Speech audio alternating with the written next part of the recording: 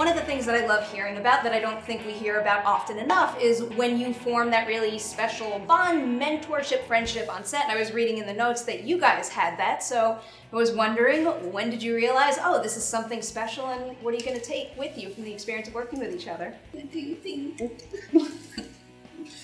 I'm going to take her whole being with me from this experience. I don't see my life without Cailee in it. Oh my God. So, will you marry me? Wait. Oh my God, you guys, this is happening. I feel really lucky to have not just Dakota, but everybody on set. No, especially Dakota, but also everyone was super supportive, and this is my second movie coming out, so it's been quite a wild ride with such a cast, and I'm just so glad everyone was nice.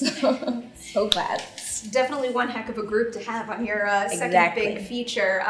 So second feature for you, many features for both of you. I was curious if you could feel the difference that this is a passion project for Drew, because it's something that I was definitely able to see and feel while watching it. So how is it working with a director that is just so invested in making something like this happen? It's the best. I mean, when you've got somebody that's running the, that's running the show that has such a complete vision that's mapped out in their brain. It's not based on some other piece of material. It's not based on an amusement park ride or a board game or something. It's just Drew's thing, the story he wanted to tell, and he thought it out and he worked it out and he did it, and it's really quite remarkable, and you definitely feel like you're in good hands when you're being taken care of by somebody like that. It's so precise, and 100%. a lot of the times when I watch a movie with a whole lot of mystery and I don't have everything explained to me at the end, I'm like, well, why didn't I get that information? But here I found it really satisfying what he gives you and what he holds back. But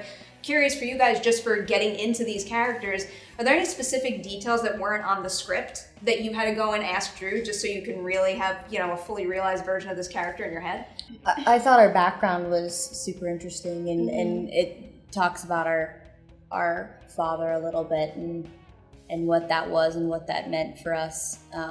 Didn't really show up. We didn't talk about it at all. It was just little flashbacks, but hopefully it came through. But that was something that we had a couple conversations about, and very, very unsettling. That's a big part of what the fun of the movie is that it's not completely spelled out for you. And you realize that many of these characters have secondary existences or secrets or lies or lives or whatever, and you don't know them specifically, and it's left to you to kind of go like, oh, that must be okay, I think I know what that's about, but I'm not sure.